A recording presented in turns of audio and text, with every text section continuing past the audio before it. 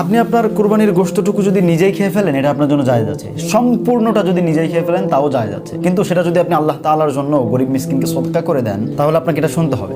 আয়েশা রাদিয়াল্লাহু তাআলা আনহা আন্নাহুম যাবাহু শাতান, আয়েশা রাদিয়াল্লাহু আনহা থেকে বর্ণিত, তারা একটি বকরি জবাহ করলো। ফাকালা নবী সাল্লাল্লাহু আলাইহি ওয়াসাল্লাম, পড়েন সাল্লাল্লাহু আলাইহি ওয়াসাল্লাম।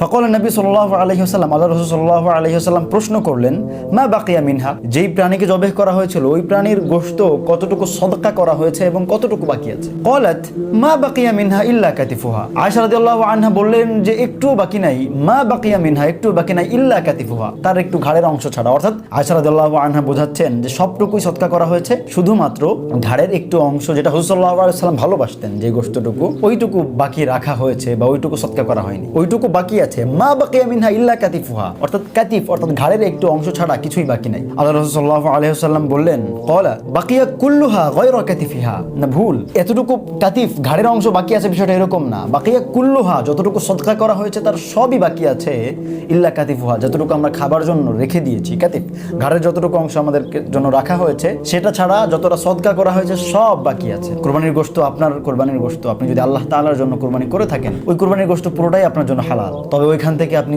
যতটুকু অংশ সদকা করে দিবেন, ততটুকু অংশ আল্লাহ তাআলার কাছে বাকি থাকবে এবং আল্লাহ তাআলা এর দ্বিগুণ, তিনগুণ, শতগুণ, হাজার গুণ বৃদ্ধি করে আপনাকে দিবেন কিয়ামতের দিন। আর যতটুকু আপনি খেয়ে ফেলবেন, ততটুকু আপনি আপনার সন্তানেরা আপনারা শুধু খেয়ে ফেলবেন এবং ওটা শেষ হয়ে যাবে। বাকিয়া কুল্লুহা গায়রা কাতিফিহা, আপনারা খাবার জন্য যতটুকু রাখবেন ততটুকু ছাড়া যতটুকু দান করবেন সব আল্লাহ তাআলার কাছে রয়ে যাবে, যদি আপনার নিয়ত যদি খালেস থাকে, যদি এক আল্লাহ তাআলার জন্যই আপনি দিয়ে থাকেন। মান সম্মানের জন্য মানুষ আমাকে বলবে আমি অনেক বড় কোরবানি দিয়েছি, মানুষ আমাকে বলবে আমি এইবার কোরবানির সব গোশত দান করে দিয়েছি, না, এই জন্য না। হাযা কুল্লুহু লিল্লাহ, এই পুরো বিষয়টা আল্লাহ তাআলার জন্য যদি আপনি করে থাকেন, তাহলে বাকিয়া কুল্লুহা গায়রা কাতিফিহা, আপনি আপনার খাবারের জন্য যতটুকু রেখেছেন ততটুকু ছাড়া যতটুকু দান করেছেন সব আল্লাহ তাআলার কাছে বাকি থাকবে।